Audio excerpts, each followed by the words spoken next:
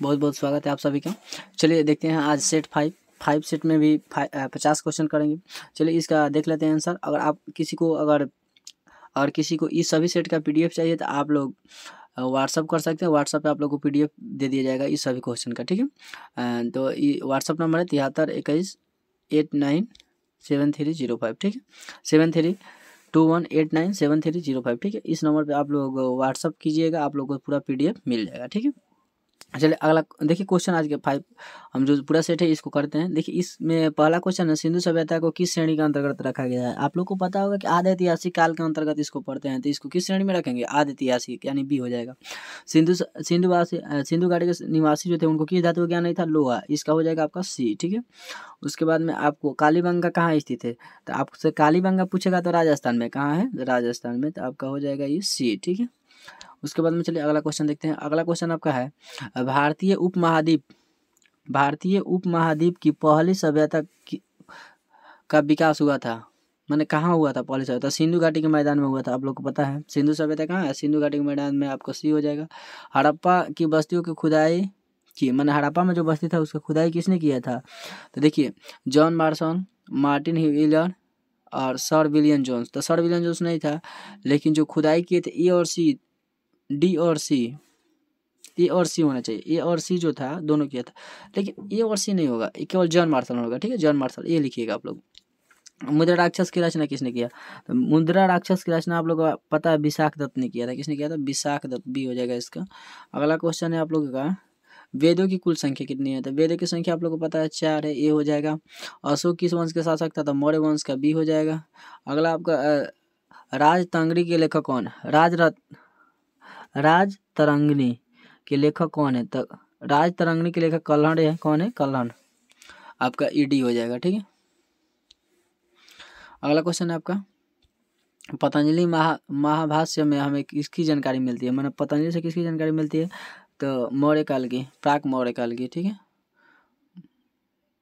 हो जाएगा आपका सी। उसके बाद में पंचशील वाले सिक्के बने होते थे, किस चीज़ के बना होता था, तो बी और सी दोनों हो जाएगा आपका, चांदी और तांबा दोनों को बना था, सोना का नहीं बना था, ठीक है। तो आपका हो जाएगा डी हो जाएगा। अगला क्वेश्चन, महाभारत की रचना किस भाषा में हुई है, तो संस्कृत में हुई है, ए हो जाएगा। महाभारत की रचना किस भाषा में हुई है, संस्कृत में।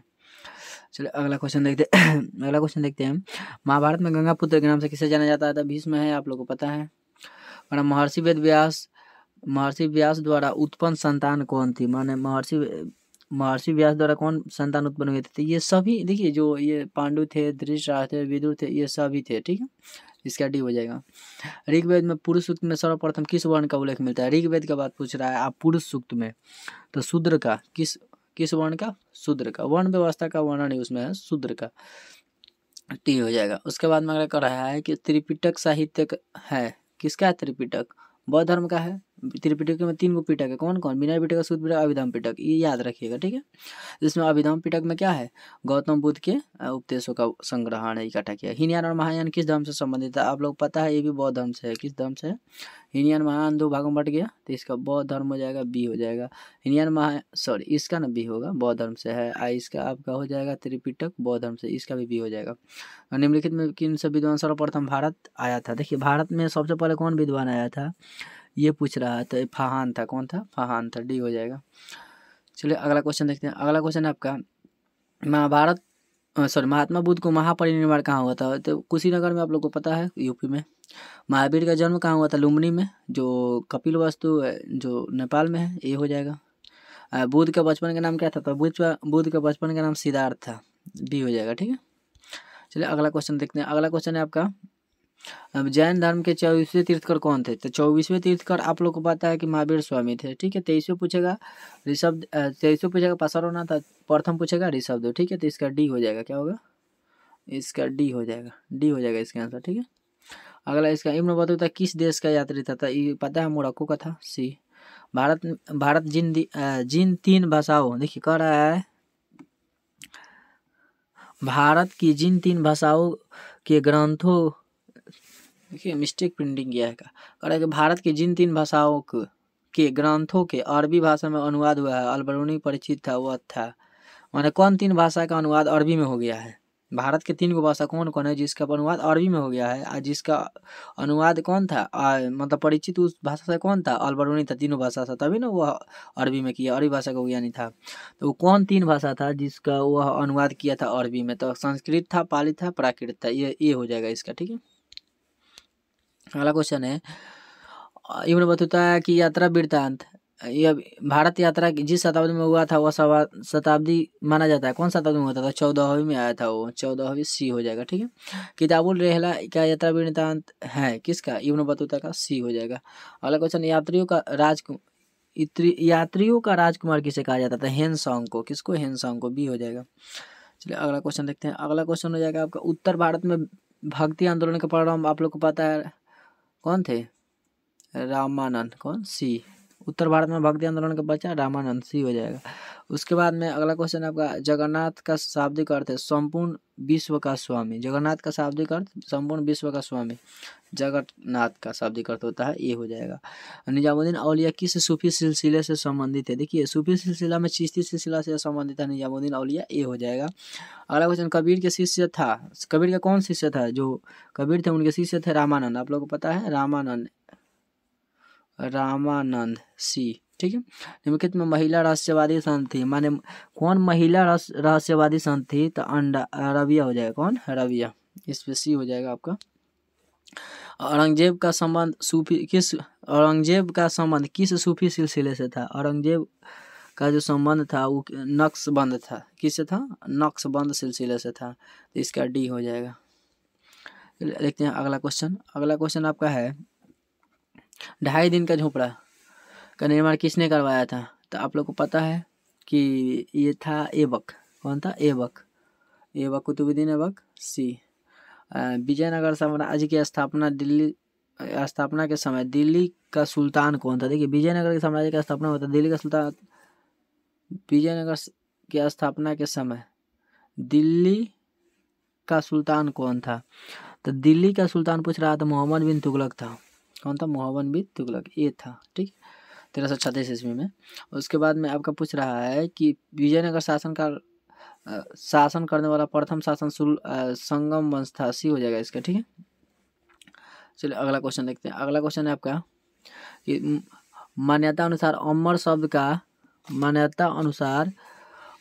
शब्द का अविर्भाव व संस्कृत के किस शब्द से हुआ है? मतलब अमर शब्द अमर जो शब्द है वो संस्कृत के किस शब्द से लिया गया है? तो सम्मर शब्द से। कौन?